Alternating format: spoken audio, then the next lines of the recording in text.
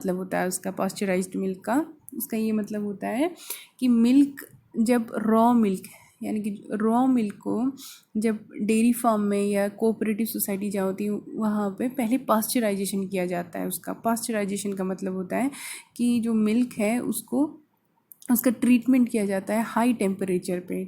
जो पास्चराइजेशन का टेम्परेचर होता है वो 100 डिग्री सेल्सियस से बिलो होता है। दो टाइप के पास्चराइजेशन मेथड होते हैं, एक जिसमें टेम्परेचर 63 डिग्री सेल्सियस रखते हैं, 30 मिनट के लिए एक्सपोज करते हैं मिल्क को इतने टेम्परेचर पे, ठीक है।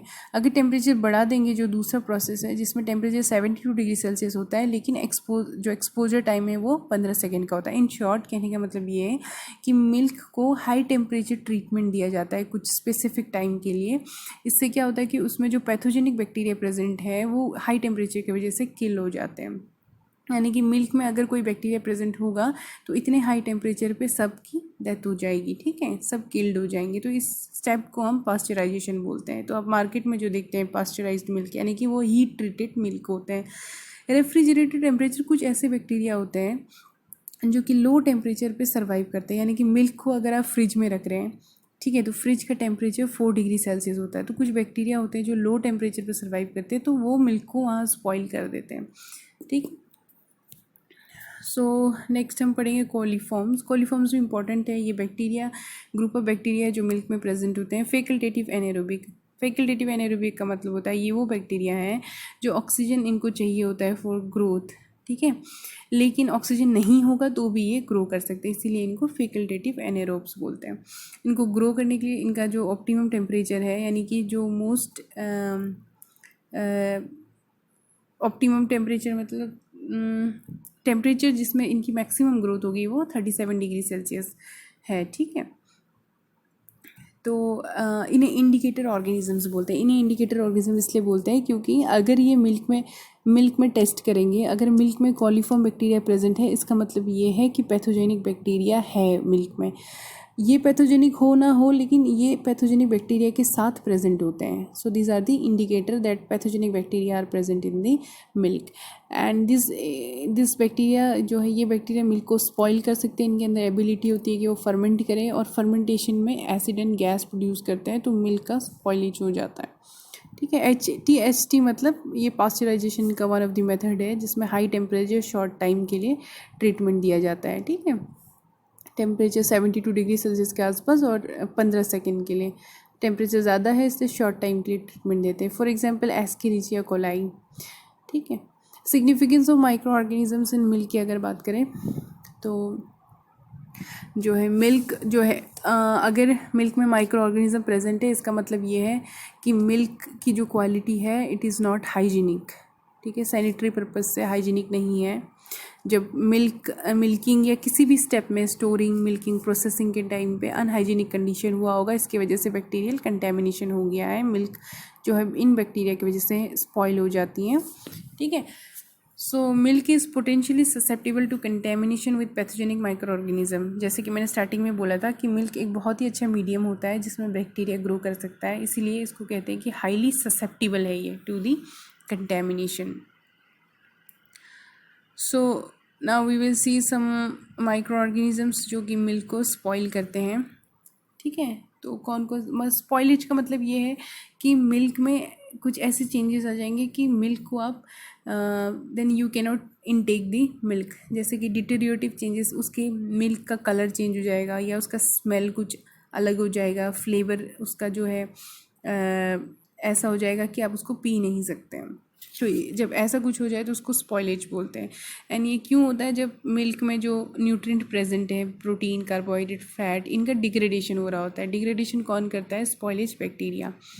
स्पेशली जो है साइक्रोट्रॉपिक ऑर्गेनिज्म। साइक्रोट्रॉपिक ऑर्गेनिजम्स उन बैक्टीरिया को बोलते हैं जिनको ग्रो करने के लिए जो लो टेम्परेचर पे भी ग्रो कर जाते हैं। लो यानी कि बिलो 7 डिग्री सेल्सियस। तो रेफ्रिजरेशन का टेम्परेचर, जो फ्रिज है उसका टेम्परेचर 4 डिग्री सेल्सियस होता है, तो उस टेम्परेचर पे भी ये ग्रो कर जाते हैं। इसीलिए पास्चराइजेशन करना पड़ता है ताकि इन बैक्टीरिया को ये बैक्टीरिया हाई टेम्परेचर पे किल हो जाए। अदरवाइज़ ये फ्रिज में भी आप मिल्क स्टोर करके रखेंगे और ये बैक्टीरिया का कंटेमिनेशन होगा मिल्क में, तो मिल्क स्पॉइल हो जाएगी, ठीक है। नाउ पैथोजेनिक माइक्रो ये सारे बाकी ये जो बेसिलस ये लिस्ट जो है बैक्टीरिया के। पास्चराइजेशन के बाद भी ये कुछ बैक्टीरिया हैं जो कि रॉ, अगर मिल्क रॉ है तो उसमें प्रेजेंट होती है। And this leads to many dreaded diseases like TB, brucellosis, इन सब का कारण होती है। यानी कि ये अगर ट्यूबरकुलोसिस जो बैक्टीरिया कॉज करती है वो अगर मिल्क में प्रेजेंट है और उस मिल्क को अगर ह्यूमन फीड करती है तो this can affect the human also. ठीक है, तो like Bacillus, Listeria, Yersinia, Salmonella, Escherichia coli, Campylobacter, ये सारे वो बैक्टीरिया हैं, पैथोजेनिक बैक्टीरिया हैं जो कि मिल्क में प्रेजेंट होते हैं। So if we talk about ये जो टेबल है ये आप देखेंगे, इसमें से एग्ज़ाम पॉइंट ऑफ व्यू से दिस इज़ वेरी इंपॉर्टेंट। इसमें से क्वेश्चन जो है मोस्ट ऑफ द टाइम पूछे जाते हैं। लाइक जैसे कि आपसे पूछ लेंगे, सॉरी, जैसे कि क्वेश्चन ये आता है कि which bacteria is responsible for sharing of the milk. Milk में जो खट्टापन आता है, सार जिसे बोलते हैं, सार मिल्क, या मिल्क का कर्ड बन जाता है, दही बन जाता है, तो कौन से बैक्टीरिया रिस्पॉन्सिबल है, ये नाम आपसे पूछे जाते हैं। तो आपको पता होना चाहिए लैक्टोबैसिलस है, स्ट्रेप्टोकोकस है। ठीक है, लाइक कभी कभी मिल्क जब स्पॉइल हो जाती है तो उसमें कड़वापन आ जाता है, बीटरनेस जिसे बोलते हैं। क्यों? क्योंकि उसमें जो प्रोटीन है उसका ब्रेक डाउन हो जाता है। ब्रेक डाउन कौन कर रहा है? बैक्टीरिया। तो आपसे सवाल पूछा जाता है कि मिल्क में जो कड़वापन है इसके लिए कौन से bacteria responsible, which bacteria is responsible for the bitterness of the milk. तो आपको एक या दो नाम पता होने चाहिए, जैसे स्यूडोमोनास, बेसिलस। सिर्फ बेसिलस भी लिख दोगे जीनस का नाम और स्पीसीज का नाम आप याद नहीं कर पा रहे हो तो इट्स ओके, बट एटलीस्ट एक या दो आपको याद रखने हैं। ठीक है, लाइकवाइज ये तो बहुत ही इंपॉर्टेंट है जो मैंने हाईलाइट किया है, स्वीट कर्डलिंग। बहुत बार पूछा जाता है कि which bacteria is responsible for sweet curdling of milk, then it is bacillus, proteus. ये बेसिलस की वजह से भी हो सकता है, प्रोटियस की वजह से भी हो सकता है, माइक्रोकोकस। आप एटलीस्ट बेसिलस या प्रोटियस तो याद रखें।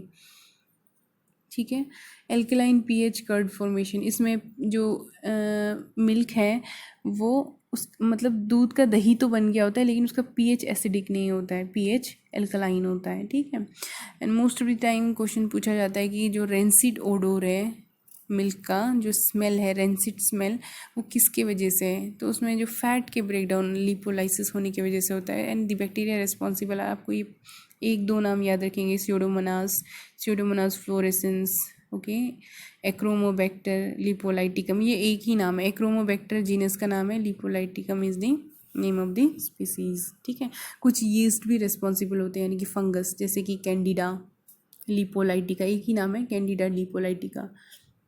मोल्ड्स भी रिस्पॉन्सिबल होते हैं। लाइकवाइज गैस प्रोडक्शन जो मिल्क में हो रहा है उसके लिए एक नाम आप याद रख लेंगे, क्लोस्ट्रीडियम। ओके, लाइक रोपीनेस भी काफ़ी बार पूछा जाता है कि मिल्क में जो रोपीनेस मतलब मिल्क को अगर आप हाथ में ऐसे लेंगे तो वो जैसे ग्लू लाइक नीचे जब कैसे बोलते, when it falls down it will be sticky on your hand, this is known as ropiness. ठीक है, तो इसके लिए एंटीरोबैक्टर इज रिस्पॉन्सिबल, क्लेप्सिला है। इनमें से कोई भी एक नाम आप याद रखेंगे एग्जाम पॉइंट ऑफ व्यू से। रेड कलर अगर, या this is important, most of the time they ask you the red colour of the milk is due to Serratia marcescens, ये आप याद रखेंगे पक्का। सेरेसिया मार्सिसेंस ये बैक्टीरिया है, अगर ये मिल्क में प्रेजेंट होता है तो मिल्क जो है वो रेड कलर आ जाती है मिल्क में। ठीक है, likewise so that's all for today, thank you.